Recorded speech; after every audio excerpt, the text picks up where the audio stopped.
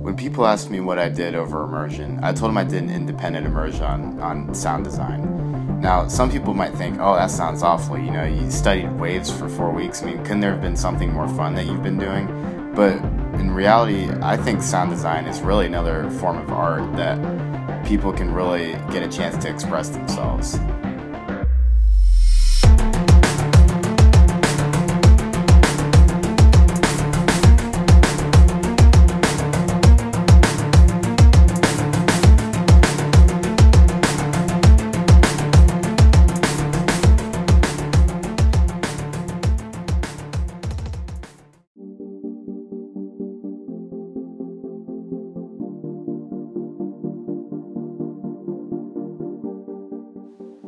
The reason why I chose to do sound design for this immersion is because about halfway through high school, I really started to become interested in producing my own music and then also doing some video editing or filming. So I thought, learning about sound design would really help out with both of these hobbies that I like to do. Produce better music and maybe create my own sound effects for the films I do. So that's why I chose to do sound design, because I thought it would really help me out with those two things.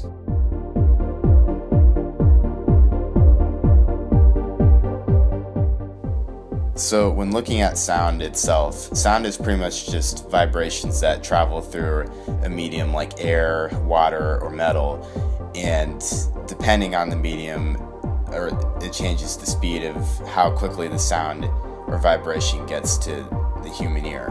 So some things I looked at over the first week of immersion is the sound wave itself. So I studied frequency of the wave and then the amplitude, which those are just two basic properties of the wave. And then I also did another study on psychoacoustics, which is basically the study of how humans perceive sound.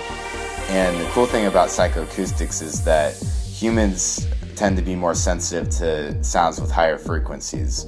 I also did some basic research on harmonics and other sound wave properties, but I won't go into detail on those since it's just basically a small part of what I did over immersion. So that was pretty much the first week. And the next week I spent time studying digital audio effects on Logic Pro. And those are also known as plugins, but basically those can manipulate the sound waves either using MIDI or the audio wave itself.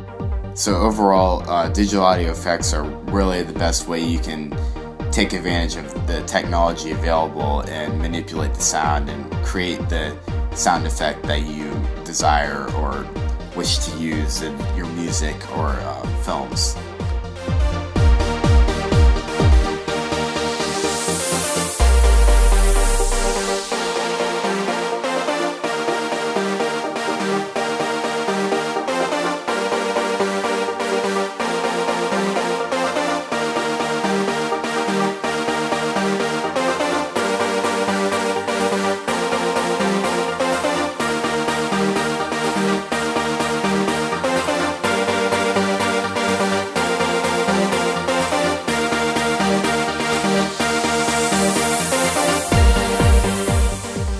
Well, like I said earlier, sound design I think is really another form of art. It's kind of like drawing.